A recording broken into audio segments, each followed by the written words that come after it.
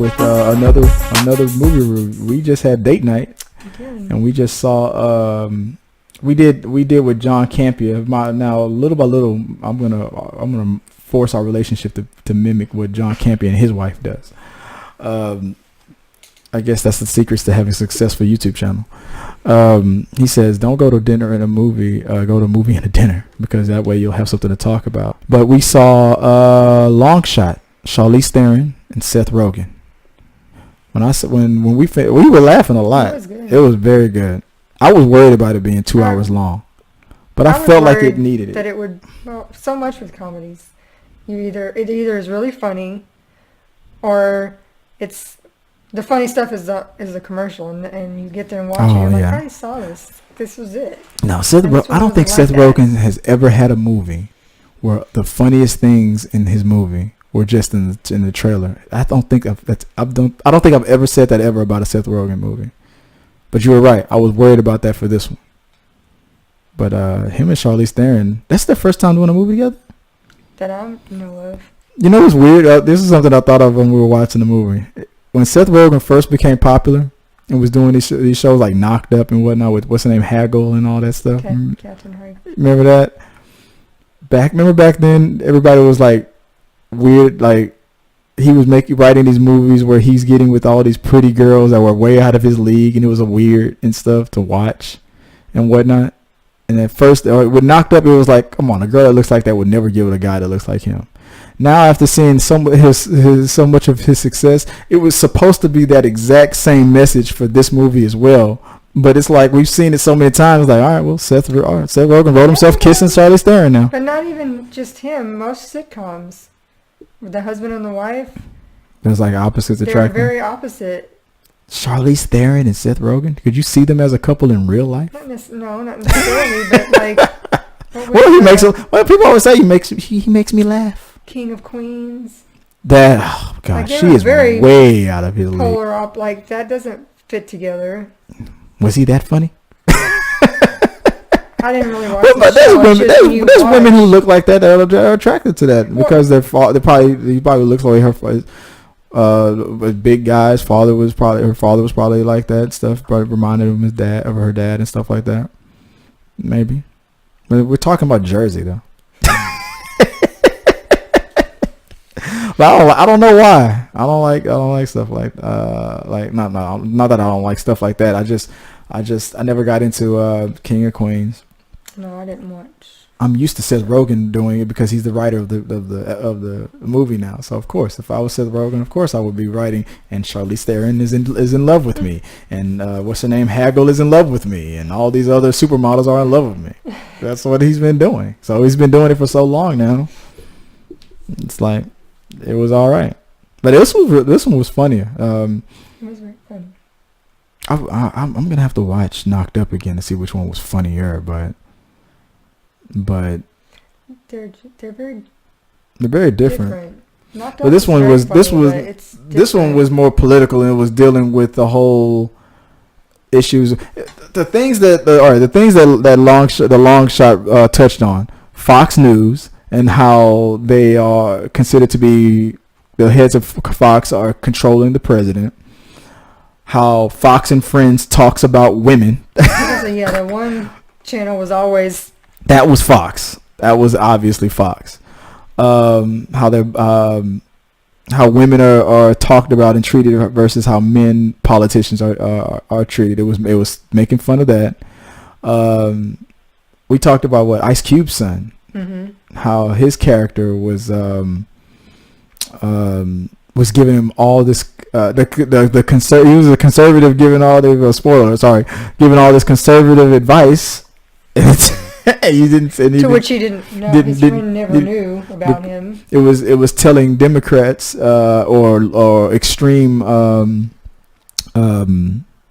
Democrats extreme liberals to not be so you try to fight against conservatives who are closed-minded and trying to and being too pushy, but liberal extremists are the same way. Well, he was even more so. A point as well about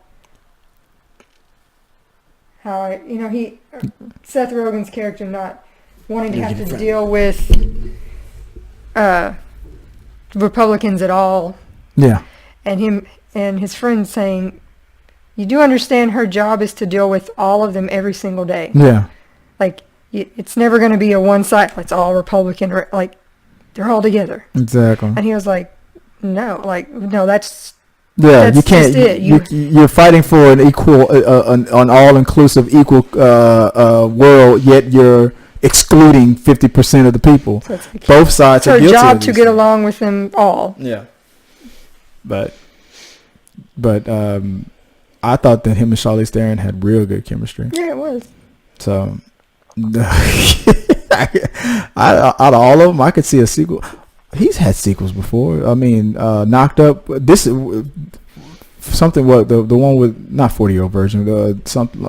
This is 40. I didn't get to see. That was a sequel. That was a sequel to Knocked Up. That was in the same world, even though they never came back to the Seth Rogen character. But I could see a sequel. I wanted to see that. I could see a sequel to The Longshot, if it depending on how well it does. But I guess it's all going to depend on it depends on how well it does. But I thought it was way funnier than I thought it was going to be, and me and you were laughing a lot. You know, the sex scenes were real hot. Yeah, Charlize Theron she always, whenever she does a comedy, she always has these shocking lines and stuff. And I don't know why I should be used to it by now. She does it every time she does a comedy. She always has those lines that shocks the hell out of you. The spank me, the turn me over, spank me and choke me. And I was like, well, and then like at the end, and you all do it, you know it. Oh yeah, you all, yeah. I don't want to give it all away, but yeah. Exactly. We're never going to have that's another thing that movie was poking on. The fact that we're never ever going to have a politician that's not afraid to just tell 100% the truth. And whatnot. So, and nowadays honestly, I think if we ever did, I think that person could probably win. Overall, it was a great date night movie. We were all cuddled up and we were all watching. We laughed a lot. And our neighbors that took their shoes off. Oh yeah, the people right next to you. Did they? When we sat down, were they already reclining, shoes off? They were reclining, but they didn't have their shoes off. I didn't notice that till the lights came on. Nobody had shoes on anymore. Ew. Both of them. They were like, what? They didn't have a blanket like us though. They got real comfortable. Good. They took their shoes off. I mean, it's not like what's so like were they rubbing their feet together like flies or something? Didn't have their shoes on. Well, the movie made them comfortable. That's how good this movie was. It made them real comfortable. So I recommend seeing it. I also said at the end of the movie that this is one of those movies where I could see I'm gonna probably buy it, and I could watch that movie over and over again and still laugh because the movie was that funny. You didn't recognize the girl who played Charlize Theron's assistant. She's in that Netflix show. I've seen the guy in a lot of things. The guy assistant.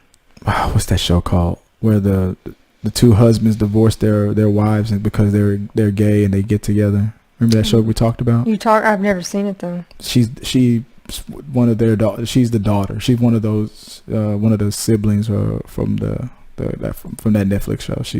I've seen her in a couple of things.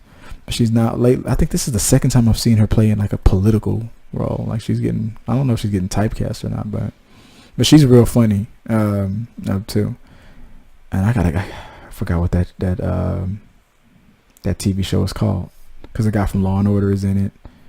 Frankie and Isles or something like that. Frankie and Grace. Frankie. It's like I think it is Frankie and Grace or something like that.